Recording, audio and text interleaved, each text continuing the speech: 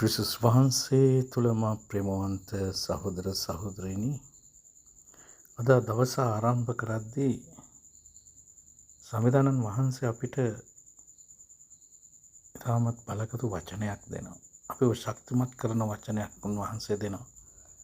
ගීතාවලියේ 34:18 උන්වහන්සේ අපිට පොරොන්දුවක් දෙනවා. හිමිතුමානු බිඳුණු සිත් ඇත්තන්ට ලංව සිටිනසේක. තැළුණු හදවත් ඇත්තන්ට පිහිටවනසේක කියලා. අපේ සිත් සමහර විට බිඳිලා තියෙනවා. විවිධ හේතුන් නිසා, ප්‍රශ්න නිසා, කරදර නිසා. ඇතැම් විට ඇතැම් අය අපේ සිත් බිඳලා ඇති. අපි තවත් කෙනෙකුගේ සිතක් බිඳලා ඇති. නමුත් ස්වාමින් වහන්සේ අපිට පොරොන්දුවක් දෙන උන්වහන්සේ කියනවා මේ සංවිධානන් වහන්සේ බිඳුණු සිත් ඇත්තන්ට ලංව සිටිනවායි කියලා.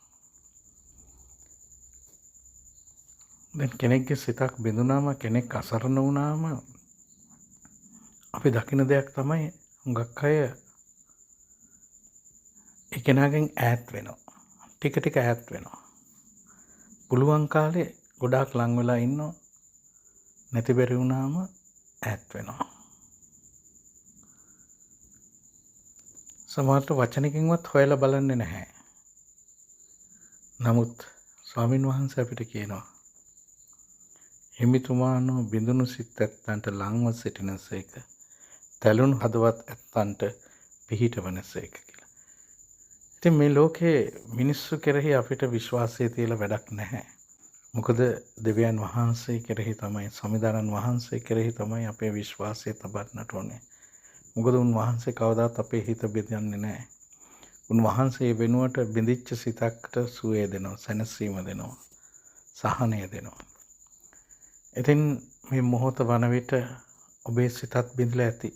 විවිධ හේතුන් නිසා ඔබේ පවුලේ සිත බිඳලා ඇති. ඔබ දෙවියොත් එක්ක තියෙන සම්බන්ධතාවයත් බිඳලා ඇති සමහර විට.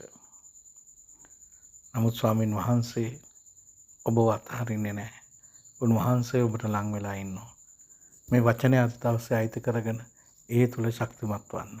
සුදෝ ස්වාමිනී, ඔබ වහන්සේගේ වචනයෙන් දවසින් දවස ඔබ වහන්සේ අපිව අලුත් කරනවා. ඔබ වහන්සේ අපිට ශක්තියක් දෙනවා. ඔබ වහන්සේ අපිට ආලෝකයක් දෙනවා. ඔබ වහන්සේ අපිට ජීවයක් දෙනවා. ඔබ වහන්සේගේ වචනේ ජීවමානයි. ඔබ වහන්සේට සදා මහිමයත්, ගෞරවයත්, ප්‍රශංසාවත් අත් වේවා. ආමෙන්. ජේසුස් පීඨයි. ඔබට සුබ දවසක්.